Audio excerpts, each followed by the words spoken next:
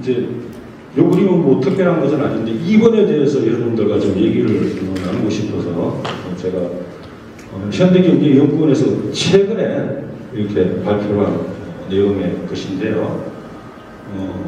뭐 상식적으로도 우리가 1번부터 5번까지 다 알 수가 있는 내용이지만 세계 경제가 침체될 가능성이 크다라고 그래요. 2022년 하반기부터 2023년까지는 경제가 침체된다는 특징의 기준은 성장률이 경제 성장률이 2%에서 3%를 넘지 못하는 것을 얘기하는 것이다라고 얘기를 하죠. 그래서 스태그네이션이다라고 표현하는데 스태그네이션의 프로세스 인플레이션을 하면 스태그플레이션이라는 용어가 나오게 되는 거예요. 경기는 침체되는데 물가는 상승하게 돼요. 그럼 굉장히 어려워지겠죠, 그죠? 수익이 작아지는데 쓰는 가격에는 비용을 더 많이 지출해야 되니까 어려워지는 경제 상황을 들어가죠.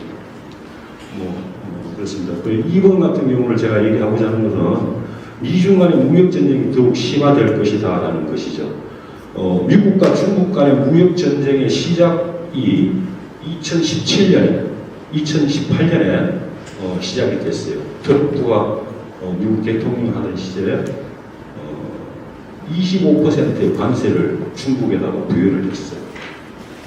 7월 8일 날 같은 날 중국의 시진핑도 시진핑은 아니겠지만 중국에서도 마찬가지 미국에다가 동일한 25%의 관세를 부여를 했어요. 그리고 두 나라가 무역의 전쟁이 시작이 된 거죠. 여러분들이 알고 있는 외토류의 전쟁이니 이런 것들은 이제 그냥 표면상 보여지는 것에 대상이 되는 것이지만 미중 간의 무역의 어떤 그 균열이 세계 경제를 굉장히 하락시키는 어떤 계기의 역할을 가진 것은 사실이죠. 미중 간의 무역 전쟁을 결론적으로 얘기한다면 장시간 무역의 전쟁은 계속 유지될 것이다라는 것을 우리가 예상할 수 있어요.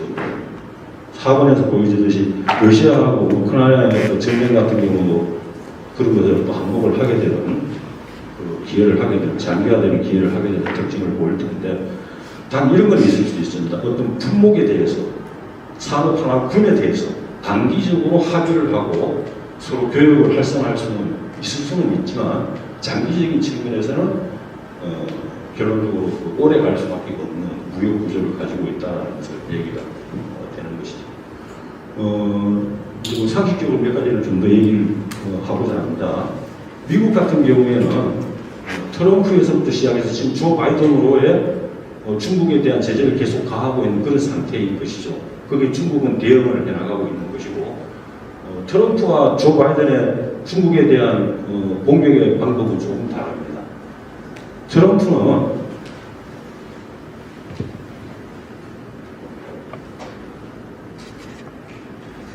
이 그림으로 좀 얘기를 할 수가 있을 것 같은데 트럼프는 온전히 관세만을 가지고서 관세다라고 하는 것은 상대 국가로부터 우리나라의 제품을 수입할 때 우리나라에서 세금을 부과해서 비용을 국가에서 더 많은 비용을 부과하게끔 해서 우리나라로 수입되는 수입이 어려워질 수 있도록 저해하는 수단으로서 존재하는 게 관세라는 말이죠. 그죠? 그런데 트럼프는 온전히 고정적인 관세만을 가지고서 그 중국에 공격을 하고 중국으로부터 미국으로 들어오는 수입을 방어하고 했었어요.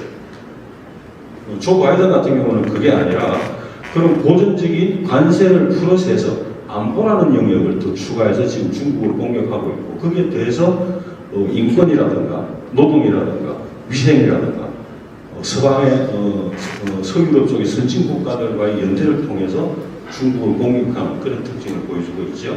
그림을 가지고 잠깐 보면 RCEP이라고 여기 지금 표현되어 있는 게 포괄적 경제 동반자 협정이다라고 해요. 원래 16개 국가가 좀 전에 얘기했듯이 아세안이라고 제가 얘기했었고 CCC도 얘기했었죠, 그죠? 그렇듯이 RCEP이다라고 하는 포괄적 경제 동반자 협정이다라고 해가지고 16개 국가가 중국이 중심이 되는 거예요. 뭉쳐가지고서 경제 블록을 형성하는데 인도와 중국이 사이에서 좋지는 않아요. 경제적인 경쟁 관계도 있고 여러 가지 측면에서 그러다 보니까 인도가 탈퇴를 하게 됩니다. 그래서 15개 국가가 중국이 중심되는 RCEP이라는 것을 경제 블록으로 형성하고 있죠. 그러면 또 밑에 보게 되면 오른쪽에 보게 되면 CPTPP다라고 해가지고 포괄적, 점진적 경제, 포괄적, 점진적 환태평양 경제 동반자 협정이다라고 해가지고 미국이 중심이 되어져서 12개 국가가 형성이 되었습니다. 그런데 트럼프가 대통령 시절에 우리는 필요 없어 그러면서 탈퇴를 해버려요. 미국이 빠져나가니까 일본이 중심이 되는 지역 경제 블록이 되는 것이죠. 그래서 11개 국가가 형성이 됩니다. 좀 전에 얘기했듯이 조 바이든 대통령 행정부는 순수한 관세에 더해서 얘기했듯이 안보, 위세, 기타의 것들을 규합하는, 그래서 서유럽까지 규합하는 형태를 취해서 중국을 지금 공격하고 있죠. 그 내용을 보면 IPEF가 가장 대표적인 것입니다. 인도태평양 경제 프레임이다라고 해서 작년에 조 바이든 대통령이 결성을 했어요. 총 14개 국가입니다. 마지막으로 PG라고 하는 국가가 가입을 했어요. 저 외에도 여러분들 요 근래 뉴스에서 많이 봤겠지만 쿼드라고 하는 얘기 들어봤을 것인데, 쿼드라고 하는 것은 미국, 지도상으로 우리가 그림을 놓고 보면 미국, 태평양 지도를 놓고 보면 미국, 일본, 호주, 인도, 호주가 하나의 4개의 어떤 사각형이 형성이 되죠. 그죠? 그래서 그 지역의 안보를 가지고서 중국을 공격하는 그런 특징의 지금 연맹도 만들어 놓은 상태에 있어요. 최근에 와가지고는 조 바이든 대통령이 여러분들 뉴스상에서 칩 들고서 뭐 한국에 투자를 해야 하는 뉴스도 많이 봤죠. 그죠? 마찬가지 포칩이라고 표현해요. 4가지 칩, 메모리 반도체를 얘기하는 것입니다. 그 다음에 팹이라고도 표현을 하기도 하는데, 사라고 하는 것은 4개 국가를 얘기하는 것이에요. 미국, 반도체가 발달한 아시아 국가들, 한국, 일본, 대만, 이렇게 해가지고 중국이 그 반도체 같은 것에서 약간 그 생산에서 결핍성을 보이니 연맹을 해서 공격하는 그런 특징들을 보이고 있다는 것이죠. 이렇듯 세계 경제 블록이 형성되는 이런 특징들에서 미국과 중국 간의 무역의 전쟁은 계속 유지가 되고 있는데, 앞페이지에서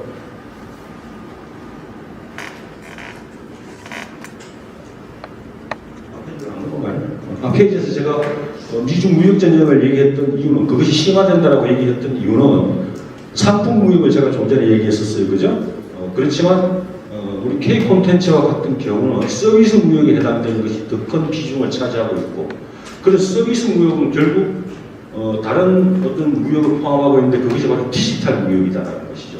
여러분들 디지털 무역 많이 들어봤잖아요. 최근에 이렇게 같이 접목되어지는 무역의 형태가 되는데, 그런 디지털 무역이 굉장히 중요시되고 있는데, 좀 전에 제가 얘기했던 그 오징어 게임과 같은 것들, IP, 지식재산권과 같은 정책에서 우리가 어떤 방어책이라든가 대안이라든가 같은 것을 마련하지 못한 상황이 되니, 그렇게 흥행을 하고 하더라도 K콘텐츠 이름만 빌려줬지 우리가 실질적인 1조 원에 가까운 수익을 넷플릭스한테 다 뺏겨버리는 적이 된 거 아닙니까?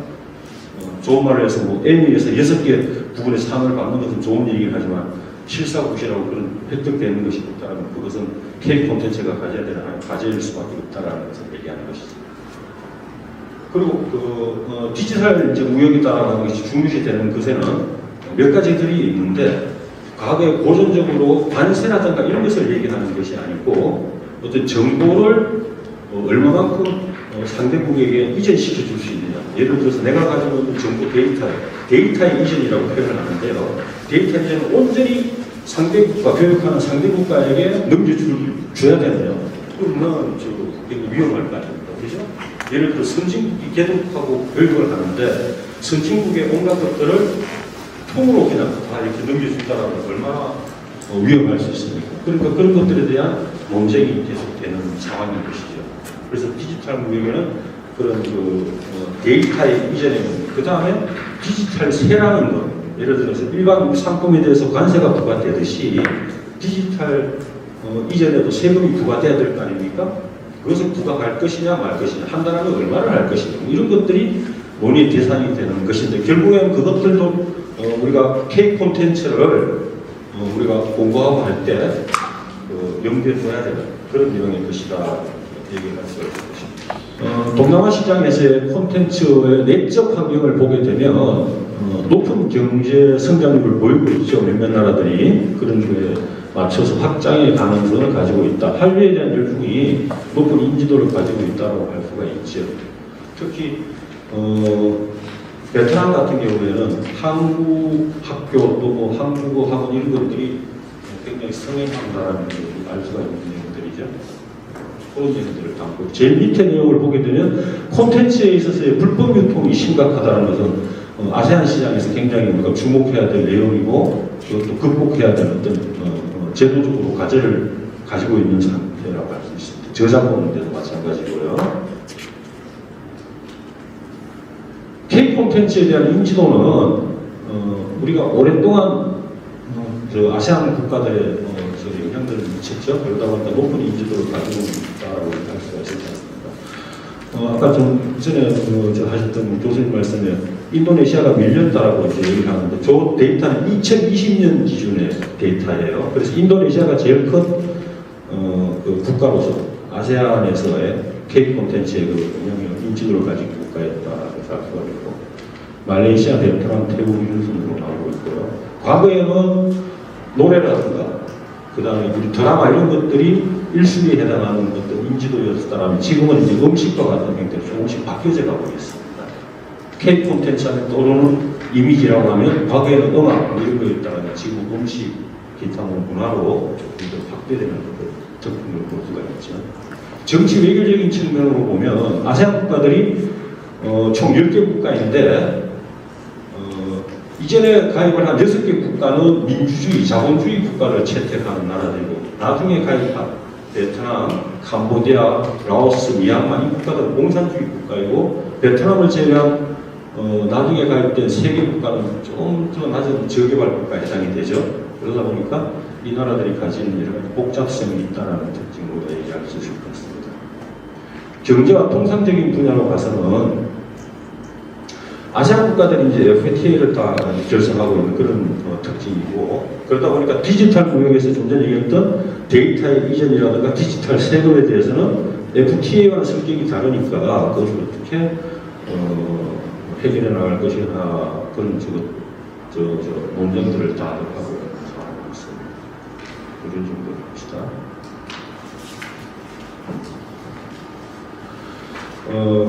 메타버스와 K 콘텐츠가 결합을 하는 데 있어서 메타버스와 K 콘텐츠가 결합을 하는 데 있어서 우리 K 콘텐츠가 가져야 되는 여러 가지 극복해야 될 과제들이 있단 말이죠. 그걸 보게 되면 1번부터 6번까지의 내용들이 있는데요. 불법 복제, 저작권 침해로부터 보호가 될 수 있는 제도적인 장치가 필요하다. 그 다음에 4번 같은 경우로 가서 보면 MZ 세대들에게 수용될 수 있는 그런 특징의 것들이 있어야 될 것이다. 콘텐츠의 결합을 우리가 찾아내야 될 것이다. 6번에 가서 알고리즘이 기반되는 큐레이션들이 정확해야 될 것이다라는 것도 우리가 얘기할 수 있는 것이 될 것 같습니다. 메타버스 콘텐츠와의 결합이라든가 팬덤과의 비대면 소통이 이제 그런 것이 또 될 수 있는데 우리가 일반적으로 팬을 형성하고 있잖아요, 그죠? 그 팬의 형성들이 그룹을 일컬을 때 우리가 팬덤이다라고 얘기를 하는데 팬과 팬덤과의 비대면 온라인 상에서의 그 다음에 메타버스 상에서의 가상의 세계와의 접목 결합 이런 것들이 진화되어져야 될 것이라는 것을 얘기할 수 있을 것 같습니다. 디지털 플랫폼과의 결합도 마찬가지가 되겠고요. 자, 마지막 페이지가 되었는데 수출이 확대되기 위해서 같이 해야 되는 조건들, 수출 확대를 위한 검토가 되는 것들이 아세안 지역은 10개 국가가 다 다르죠. 그죠? 좀 전에 발표했던 인도네시아 같은 경우는 자체 내에서도 다르고 베트남도 마찬가지 자체 내에서도 다르고 문화도 다르고 인종도 다르고 다양한 그런 것들이 어떤 공통의 문화권과 언어로 일치되어져야 우리가 투자에 있어서의 비용도 절감할 수 있는 효과가 있을 것이라고 얘기할 수가 있겠고 새로운 중간자재 플랫폼에 있어서의 어떤 중간의 매개의 역할하는 어떤 효율적인 중간자가 꼭 필요할 것이다라는 것들. 그리고 세 번째 통상에 있어서는 디지털 무역 좀 전에 얘기했던 것이죠. 데이터에 이전 관계되는 내용의 것들. 그 다음에 디지털 산업에서의 플랫폼 서비스에 해당하는 것들. 또 제3국의 플랫폼을 경유하는 수출의 것들. 제3국을 통해서 경유가 돼서 수출이 되는 경우도 있을 수 있겠죠. 그죠? 그런 것들이 서로 고려가 돼야 될 내용인 것이고 국제적 통상의 환경. 즉 아까 그림에서도 봤지만 RCEP에 포함되는 15개 국가, CPTPP에 해당하는 11개 국가, 그 다음에 인도태평양 경제 프레임에 해당하는 14개 국가에는 6개, 그러니까 7개 국가가 공통으로 포함이 되어져 있어요. 이 국가들은 그러면 어떤 환경에 맞춰야 될 것이냐. RCEP에 주도를 하고 있는 중국이 있는데, 그 다음에 CPTPP를 주도하고 있는 미국이 빠진 일본이 있는데, IPEF에 주도를 하고 있는 미국이 있는데, 같이 공통으로 가입되어 있는 몇 개 국가들이 있어요. 이 국가들의 어떤 역할들을 어떻게 해야 될 것이냐, 국제적 환경에 대해 조치 이런 것들도 분석을 해야 될 내용이 될 것이다. 그 다음에 수출 확대 전략으로 보게 되면요, 품질의 향상을 위한 전략, 정체성을 또 확립할 수 있는 전략, 세분화된 전략도 필요하겠죠. 그런 것들이. 그 다음에 정부가 최소의 규제를 통해서 기업들이 활발하게 수출 활동을 할 수 있도록 그 발판을 마련해 주는 것, 그런 것도 굉장히 중요할 것이고, 저작권 침해에 대해서 가져야 되는 대응의 전략들도 굉장히 중요할 것이다. 이렇게 얘기를 할 수 있을 것 같습니다. 시간이 뭐 그렇게 된 요즘 해서 정리하고 마치는 것 같고요.